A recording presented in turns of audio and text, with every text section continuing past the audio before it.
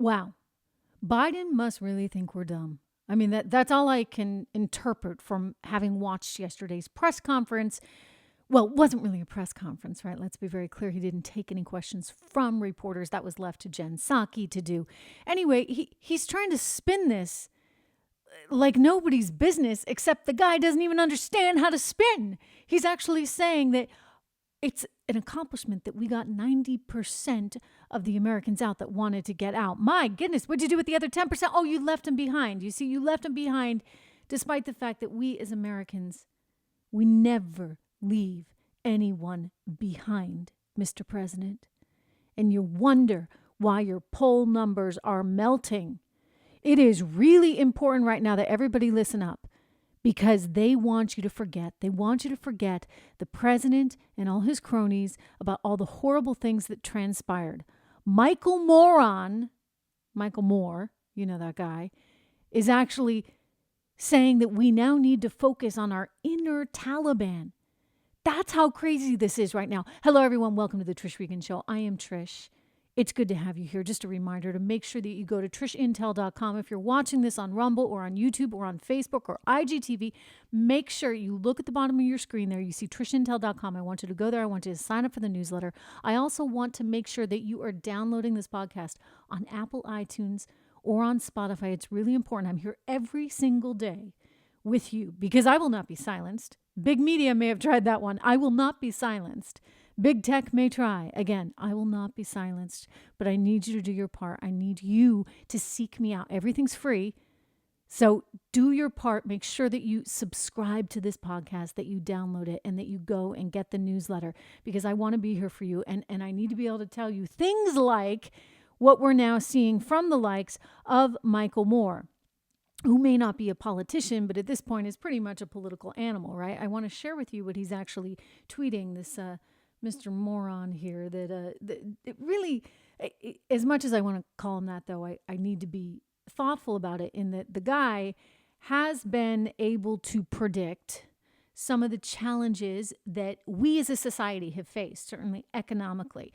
Not just predict, but really put his finger on. I mean, if you watched his documentary in 2016, he predicted that Donald Trump would win, and he quite famously said it would be a giant FU effectively to the whole establishment. And I think that that's actually still spot on, but something more needs to happen right now, right? Because when you have people like Michael Moron saying war is over, enough, no more wars, peace, apologies to all, time to fix ourselves and strengthen our own democracy and defend it against our domestic Taliban. Take the war money and use it on schools, healthcare, guaranteed income, housing, never again, ever, end quote. Well, that really tells you, I think, in many ways, just exactly where the left is. Okay, first of all, anyone that doesn't agree with them is the equivalent of the Taliban. I mean, it's a pretty horrendous, despicable, egregious thing to say, and obviously entirely not true, because you're talking about a terror group that will not allow women to go to school, that is, living in the dark ages. But this is how they think. And the idea that he wants to now take war money and use it on schools, healthcare, guaranteed income, housing, they want to remake this society in their vision. Here's what I would say. It is critical. It is critical that no matter what they try and tell you, they're on the left, no matter what they try and say about, 90% of people got out, there's still 10% there effectively, you're telling us. It's important for you to just think through everything that's coming your way, because this is a lot of spin. Frankly, I would just say this is not the American way. We don't leave people behind. So this was a giant screw up. The president keeps referring to his son, Beau, which was, hugely tragic, and his son, he lost to brain cancer, and he keeps bringing that up over and over again, including with the Gold Star families that lost their children in the bombing there, in the suicide bombing in Afghanistan. And this keeps coming up. He keeps mentioning it in speeches. I mean, enough. I'm sorry. You know what? We all feel horrible for you that you lost your son that way. It was extremely tragic, but I'm sorry, it just cannot compare and contrast with what the Gold Star families are going through, because don't forget, they're sitting there going, well, maybe if somebody had had a little bit of a better plan, my child would still be alive today. It is insensitive, highly insensitive to compare and contrast those situations as he continually does. It's as though somebody on his team said, oh, you'll seem more empathetic this way, so he keeps bringing it up. I'm sorry, it is not appropriate. Absolutely not appropriate. He also keeps saying that, this was Trump's fault, that this whole mess was because of Donald Trump, and yet simultaneously keeps telling us how it's so successful what he was able to achieve, that no other country, nation has ever been able to do anything like this. I mean, it's a little bit nauseating, especially when you're like, wait a second, hey, buddy, are you the president? Are you the president? Do you know you're the president? Because if you're the president, right, and you're saying this is a success, how can it simultaneously be Trump's fault? None of this makes any sense. And by the way, if you're the president, and last I checked, it's quite official that you are, right? I mean, I know there's a lot of people that will say not my president, and they don't feel that the election was all that they wanted. There's a large contingency of those people. I assume Joe Biden, you're not one of them. Therefore, it's really inaccurate and just wrong to be constantly blaming somebody else, including the past administration. In other words, at some point, you just got to own up to everything and say, okay, this is on me. You canceled the Keystone Pipeline, which, by the way, is sort of weird because you're okay with the European version of the thing. But, that's, I guess, fine for Russia, just not okay for the U.S. You canceled the Keystone Pipeline. You canceled the border wall. So you could have canceled this if you wanted to, but no, you didn't want to. Joe Biden wanted to be able to get up and give that speech on the 20th anniversary of 9/11, and sadly, there were casualties involved, and we lost 13 members of our military because of this extraordinarily poor planning, and we lost hundreds of Afghanis as well, and now we're leaving this country in a very, very bad state. And he's like, okay, well, we don't want to be meddling in everybody else's business. By the way, I'd be the first to tell you that. I do think that we need to rethink how we approach war in this modern day. We need to rethink how we're deploying our military. And we need to be able to combat all the cyber threats that are coming our way, and the terrorist threats, and the things that you don't need a ton of money for. But, a kid in a computer with one computer can do a whole lot of damage that we're not always anticipating. So it's important that we think through all of those steps. But yet, we also learned just yesterday that the president, ahead of his meeting today with the Ukraine president, decided to pledge $60 million of our money, our taxpayer dollars, to Ukraine so that Ukraine can focus on, combating Russia's aggression. So, whoa, wait, didn't we just pull out of Afghanistan because we decided that we don't want to be involved in all of these conflicts all over the world? And yet here we are writing checks for $60 million to Ukraine. What's that about? You see, they tell you, oh, no, we want to get out. We don't want to be here and there. And by the way, the whole history with Ukraine and Hunter Biden and the fancy board position he had to the tune of, what was it, 50, 60K a month? I mean, just crazy. Board jobs usually don't pay that well, I guess, unless they're in Ukraine and you happen to be the vice president's son, as he was way back when. So this is highly suspicious, and for a variety of reasons, but primarily, I would say, because this administration, the United States of America, just sat there and told the world, they don't want to be involved in all these conflicts anymore. And yet we're writing checks to Ukraine so that they can do whatever they need to do to, quote unquote, combat Russian aggression. So there's a lot of conflicting things here at issue, and there's a lot of talking out of both sides of one's mouth. And this is why I think it's so critical. It's just so critical that we think strategically as Americans. And I'm not even talking here about, I don't care if you're conservative. I don't care if you're liberal right now. I care about those of us who are sort of sane and in the middle and want to preserve a healthy economy and a healthy nation that's safe and prosperous, right? That's what we really, really, really need. We need economic prosperity. We need security. And the only way to really do that is to sort of retool entirely, right? You cannot have the Michael morons of the world trying to tell you that we have a domestic Taliban and we need to put all our money into education, what, to brainwash everybody into thinking the way you want them to think? Mr. Moore, is that the idea? Because that is wrong. And the things that have made us such a success on the world stage, economically speaking, well, it's been our grit, it's been our work ethic, and it's been our upward mobility.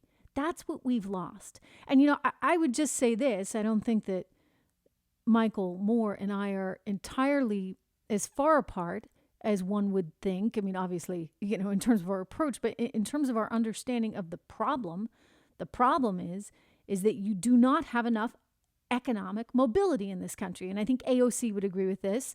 I think Bernie Sanders would agree with this. They all think that the answer is from the top down, right? We're just going to legislate the heck out of everything, and we're just going to try and create this equality by divvying up everything, quote unquote, equally. We're going to take from the rich and from not even the rich, I would say, working class Americans, because ultimately it's those people that pay the price the most in these kinds of environments. I mean, you go throughout history and you look at nations that have struggled with these sorts of issues. Venezuela is a good example and comes to mind, right? What did they do? They went in and they took and they stole money from those that had it in Venezuela to give to the poor, et cetera. Well, frankly, really to give to Chavez and then Maduro and, anybody who kind of can line their pockets along the way. The very wealthiest, they were the ones that had the double passports and they could immigrate to USA or anywhere else. Or to Spain. I mean, it's the people that don't have the luxury of that. And so ultimately, the middle class does pay the price. You look at all the inflation that we're dealing with right now. Speaking of which, I just want to point out, when you think about Venezuela and you think about Argentina and some of these places, right, that have had really, really bad economic and political outcomes, there's something that they have in common, and that's that they were able to go in and manipulate their courts.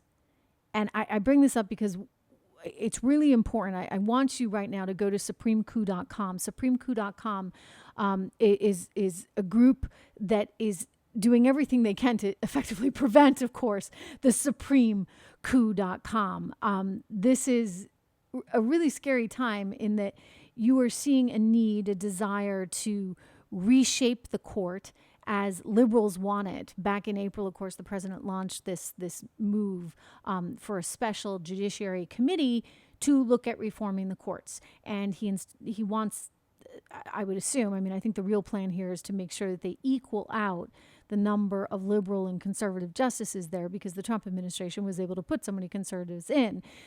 They want to get 4 more liberal justices on the bench so that they gain that automatic majority. And so that they can have this control that Michael Moron is referring to try and reform things like, schools and the economy in ways that they want, that the left wants.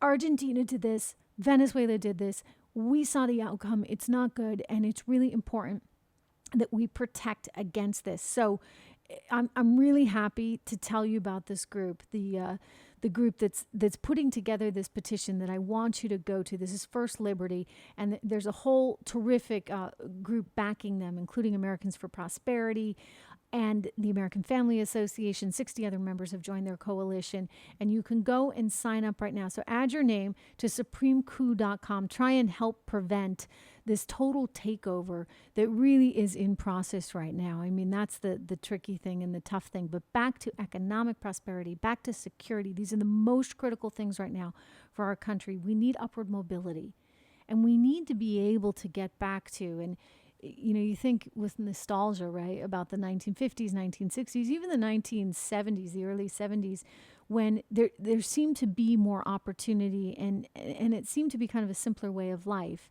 economically speaking. You could have one parent working, and I don't care, by the way, I don't care if it's, the mother or the father, but the reality is in households, you need one person to help with the house and to help with the kids. And that's, impossible nowadays because of all this inflation that has made it harder and harder for Americans to keep up. It's not like wages have been inflated, right? It's just that everything costs more. And so if you want to have some semblance of a normal life in America now, it usually means two people earning in a family. And who loses out? The kids lose out. And that makes it harder and harder on the next generation. So there's a lot of things at play, a lot of things that could be fixed, starting with not spending everyone's money. I mean, they're talking about $3.5 trillion now that they want to spend for social services programs. We don't have it, okay? Guys, I don't know where you think this money is coming from. I guess the printing press and the Fed has done their part. Do you know that 40% of the money in circulation right now, today, was actually printed in the last year and a half? Think about that. I mean, the liquidity, right, that they have pumped into the system just in the last year and a half as a result of COVID. And there's going to be more coming. I know that Jerome Powell, the head of the Federal Reserve, said he's going to come out and, taper. He's going to cut back on some of the mortgage buying, the bond buying, treasury buying to kind of allow interest rates to have some normality. But I'll believe it when I see it. I mean, I think he's going to try to before the end of the year. But don't forget, we've got Friday's jobs report coming out. And given what we're seeing with the Delta variant and its effect on the economy, I think that that's going to have some effect on jobs for Friday. That would be for August, of course, always coming out the first Friday of every month. And you're seeing it way down consumer confidence numbers. We got a read on inflation from the conference board showing that Americans are really anticipating inflation well over 6% now.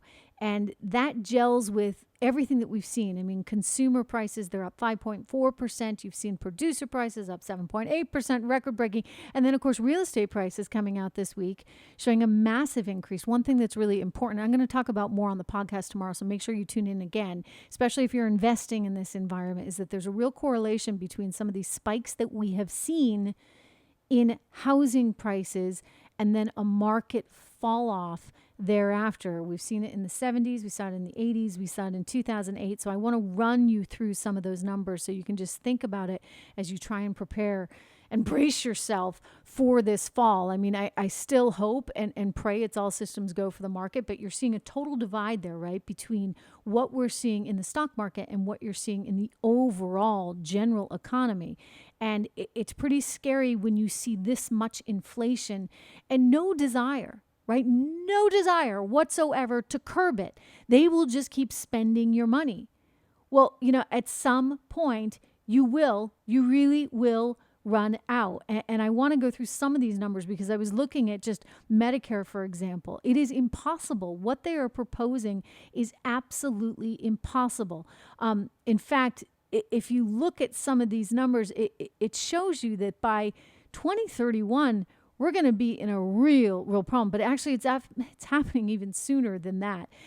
If you look at just based on CBO, the Congressional Budget Office projections, and you look at the cumulative deficit in the Medicare hospital insurance trust funds, you actually see that we're going to be in the hole pretty darn soon, somewhere between 2026 and 2031. So if we're going into the red in 2026 and those deficits keep getting larger and larger and larger as the system, suffers and frankly, eventually becomes completely insolvent, I'm not sure what's going to happen then, right? This, again, the comparison between these Latin American countries and what we're seeing now is pretty darn relevant because it's happened before and there's not really an easy way out. Granted, we are the world's reserve currency, and that gives us a little bit of cushion. And I don't think China's going to come in and take that spot from us anytime soon, nor is Europe, nor is Japan, right? Japan's just a train wreck in terms of them absolutely going nowhere. So the only places you're really going to see growth at present, I do think, and it's going to continually diminish here in the U.S., but the only places with growth happen to be China and the U.S. So we've got that covered because people still want to invest in the United States of America. But shouldn't we be doing something to make ourselves more worthy of that, right? Shouldn't we be the strongest currency in the world? Shouldn't we be the strongest economy in the world? Well, not when we're going around the world spending $60 million writing checks to Ukraine or trying to accomplish these crazy social programs that the likes of Michael Moore and Alexandria Ocasio-Cortez and Bernie Sanders would like from us. That's the real challenge. And that's where we need to really hunker down, and we need to think through, what is it that we want and how do we get there? We need a plan for America. We need a real plan. We need somebody with an understanding of how to execute on a plan. And I'm not even just talking about at the executive level with the President of the United States. I need more of that. I need to see more of that at the congressional level. We got 22 coming up right around the corner. So let's get people with a real acumen, not from the political world, not people that just care about whatever political chip they can use, but actual people that have substance behind them, that have had careers in things like business, right, where they've actually had to, meet a payroll. I mean, that's more of what we need. And don't forget, originally when this country was founded, that was part of the idea, right? By the time you got into politics, you'd already had success elsewhere in your life. Instead, we have all these politicians. Joe Biden's a perfect example of that. His entire life has been spent in politics. Let's get some people from outside the political circus arena to come in and help this country develop a plan, a business plan for America. I want to remind you, tomorrow we're going to get into some of those market numbers I told you about in terms of the correlation between spiking real estate prices and market sell-offs. So don't forget to tune in tomorrow. Don't forget to go to trishintel.com. Do sign up for my newsletter. Do make sure that you have downloaded and you are subscribing to this podcast on Apple iTunes, on Spotify, and anywhere else that you get your podcasts. I will see you right back here tomorrow. And again, remember everyone, never forget, no matter what they're telling you and how they spin it, you know the truth. You saw the truth. And we will keep reminding people of that truth. Thanks so much.